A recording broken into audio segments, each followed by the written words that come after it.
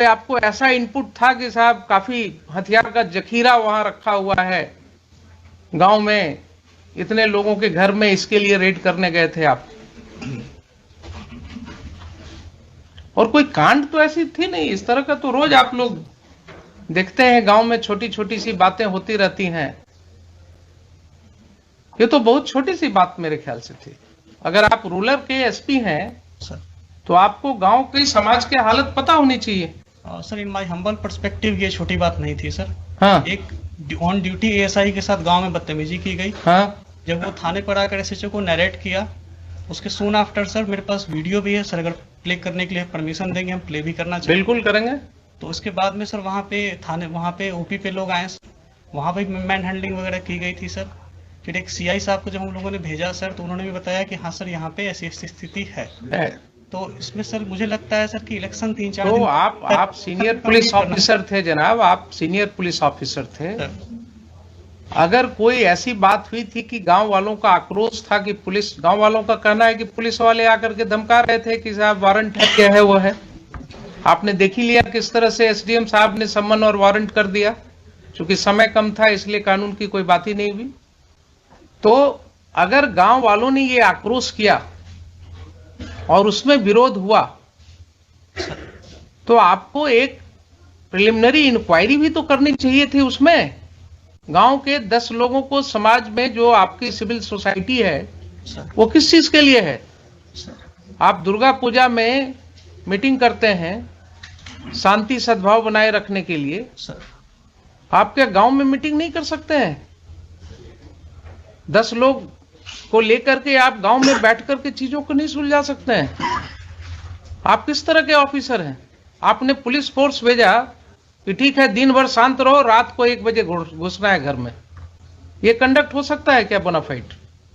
ठीक है, उसको अरेस्ट कर लेते, आप दिन में अरेस्ट कर लेते, शाम को अरेस्ट कर लेते, नेक्स्ट डे फिर उसको अरेस्ट कर लेते। लेकिन रात को 1 बजे इतने घरों में, वो भी छठ का समय था, महिलाएं छठ पर्व कर रही थी, तो इतना गैर जिम्मेदाराना तरीके से आप घर में क्यों घुसे रात को 1:30 बजे?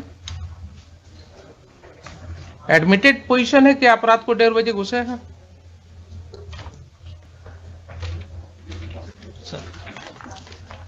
आप जस्टिफाई कर सकते हैं अपने इस कंडक्ट को? मान लिया पुलिस के ऊपर आक्रोश था लोगों का,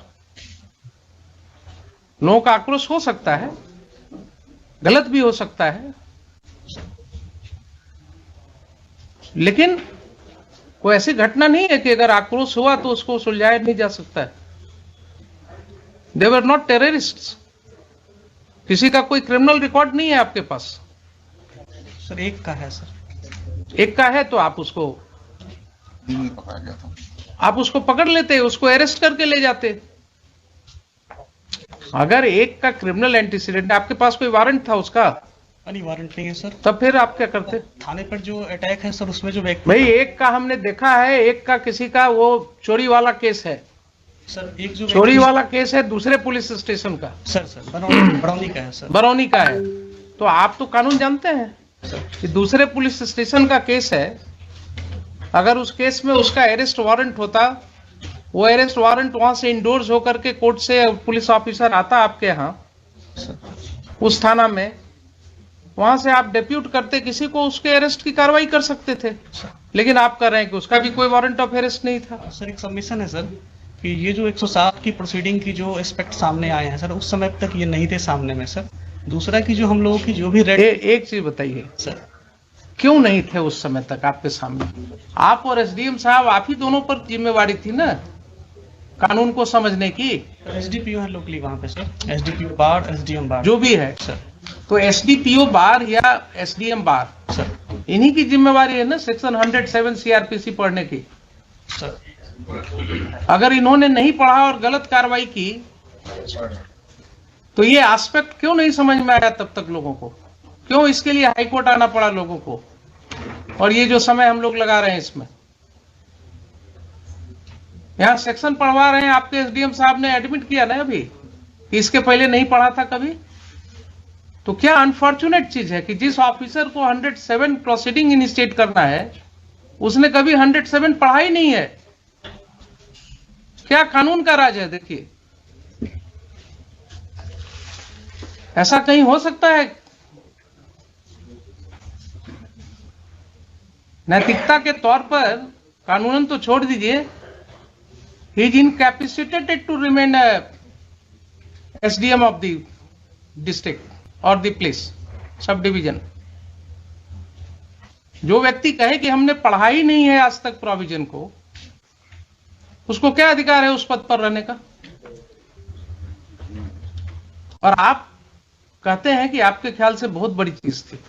सर थाने पे अटैक हुआ था। बहुत बड़ी चीज थी। आपका एफआईआर सामने है। आपके एफआईआर में कहीं नहीं लिखा हुआ है कि कोई भी ग्रामीण वहां कोई हथियार के साथ था। लाठी के साथ है सर।